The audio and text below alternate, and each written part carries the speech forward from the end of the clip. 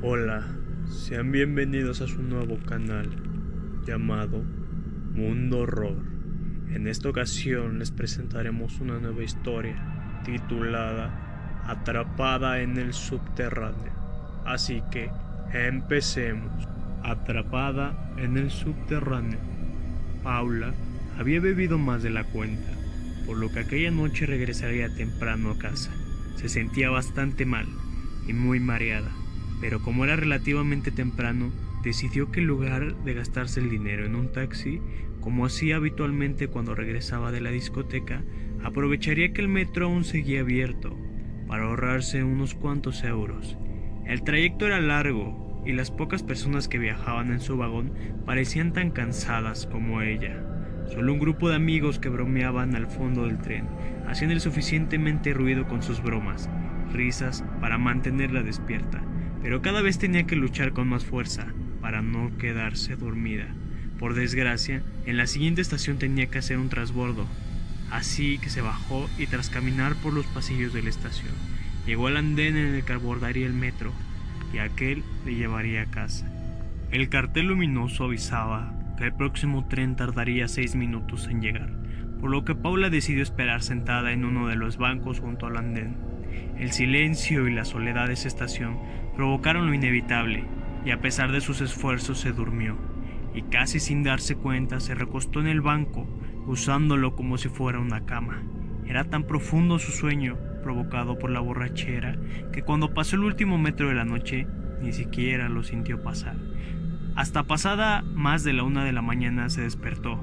Por suerte, la borrachera parecía haberse esfumado parcialmente tras la cabecilla que se aventó, pero por algo parecía no ir bien. El cartel que avisaba la llegada del próximo tren estaba apagado, y al mirar una hora en su teléfono móvil, se dio cuenta que eran ya casi las 2 de la madrugada. Asustada, empezó a subir las escaleras mecánicas de la estación, que ya estaban apagadas para salir de ahí.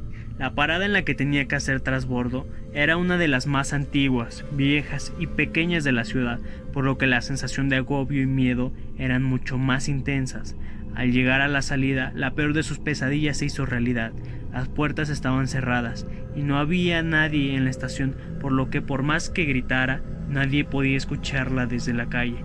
Además, su teléfono estaba sin cobertura. Esas malditas estaciones casi nunca tenían señal, y las puertas de cristal hermenéuticamente cerradas las separaban del exterior por algunos cuantos metros. Paula no sabía qué hacer. Miraba las cámaras de seguridad y hacía gestos esperando que alguien desde algún puesto de control pudiera verla, pero ella misma sabía que eso era imposible. No hay nadie controlando las cámaras porque la estación había sido cerrada desde afuera. ¿Cómo era posible que nadie me despertara? No tenían los guardias de seguridad que comprobar que nadie quedara dentro de la estación antes de cerrar. Su miedo se convertía por momentos en cólera y confusión. Desde luego no podía esperar hasta la mañana siguiente que abrieran de nuevo el metro. Faltaban más de 4 horas para que se reiniciara el servicio. Si llegaba a casa a las 7 de la mañana, su padre probablemente la mataría.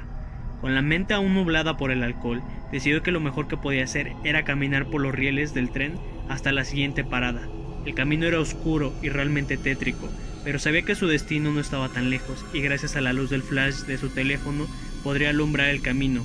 La siguiente estación era una de las más importantes por la gran cantidad de líneas y recientemente había sido remodelada, por lo que estaba segura que ahí podría encontrar a alguien que le permitiera salir a la calle donde abordaría un taxi. La idea parecía muy buena, pero a la hora de la verdad, recorrer aquellos túneles era realmente escalofriante. Un silencio casi sepulcral hacía que hasta la más leve de sus pisadas resonaran con el eco de las paredes. Se podía escuchar los chirridos de las ratas y el goteo de algunas zonas en las que parecía había leves escapes de agua. Sus pasos eran cortos y se detenía a menudo a escuchar porque sentía como si alguien la observara desde la oscuridad. El miedo le invadía y la paralizaba por momentos, pero ya era demasiado tarde para volverse atrás. Debía estar casi a la mitad del camino cuando una de las voces las alertaron. Por un momento pensó en gritar para que supieran que estaba ahí, pero se decidió ser cauta y apagó la luz de su teléfono mientras se escondía en un estrecho pasillo que había en el lateral de uno de los túneles. Mientras parecía escondida y en silencio, pudo ver la figura de dos hombres bastante corpulentos. Sus ojos cada vez se adaptaban más a la escasa iluminación de las luces de la emergencia, que había a cada cientos metros del túnel.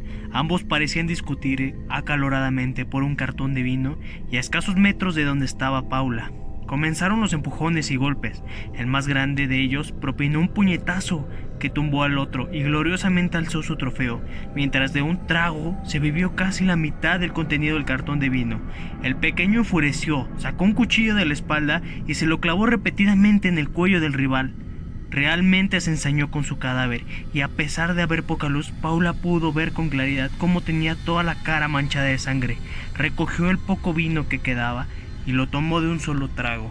Paula estaba temblando de miedo, no se atrevía ni a respirar y desde luego mucho menos a moverse.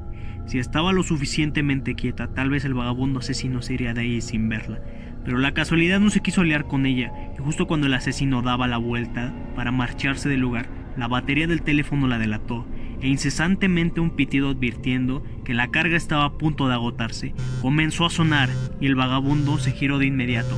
«Hay alguien ahí, puedo escucharte, sal de inmediato, te rajo». La pobre chica se quedó petrificada y no sabía cómo actuar, mientras el asesino se acercaba a ella. Por instinto decidió tirar el teléfono con tan mala puntería que este pasó por encima del vagabundo y golpeó la pared del fondo. El que todavía no había visto a la chica escuchó un ruido a sus espaldas y se giró, momento que aprovechó Paula para salir de la oscuridad y empujarla a la vez que salía corriendo. El vagabundo enfureció de tal manera que no dejaba de gritar e insultar a Paula. Se levantó y comenzó a perseguirla por los túneles. Ella no era una buena deportista, pero el miedo se apoderó de sus piernas y le dio fuerza para correr, dejando atrás los zapatos de medio tacón que llevaba aquella noche. Sus pies se ensangrentaron mientras corría sobre la gravilla, el suelo del túnel. Sin embargo, el miedo era más fuerte que el dolor y no se detuvo a pesar de que en varias ocasiones estuvo a punto de caer y tropezar por la culpa casi total de la oscuridad que había en su ruta de huida. Al llegar a la estación, Paula ya había logrado sacar unos cuantos metros a su perseguidor y subió al andén para adentrarse en los pasillos que la llevarían a la salida del metro. A sus piernas empezaban a fallarle las fuerzas, pero no se podía parar ni descansar, así que casi extenuada subió a su último tramo de escaleras. Lo que vio ahí le heló la sangre.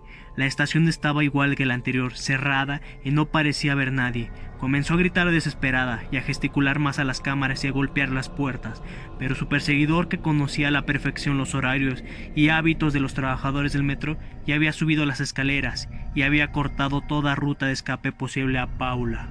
El asesino se abalanzó sobre ella.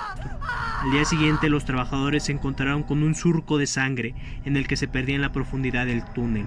Asustados, deciden revisar las cintas del video que grabaron esa noche y pudieron observar la desgarradora escena de lo que pasó y el asesinato, y cómo el vagabundo arrastraba el cuerpo de Paula, dejándolo caer en las escaleras abajo para de nuevo arrastrarlo a la oscuridad de las vías del tren. La policía localizó dos cuerpos, pero no encontraron ni rastro del asesino, del cual se dice que todavía utiliza los túneles del subterráneo para esconderse de noche. Esta historia fue basada en un hecho real y ocurrió en alguna ciudad de Europa, así que siempre ten cuidado y no tomes más de lo necesario. Espero te haya gustado el video y nos vemos en un nuevo próximo video. Adiós.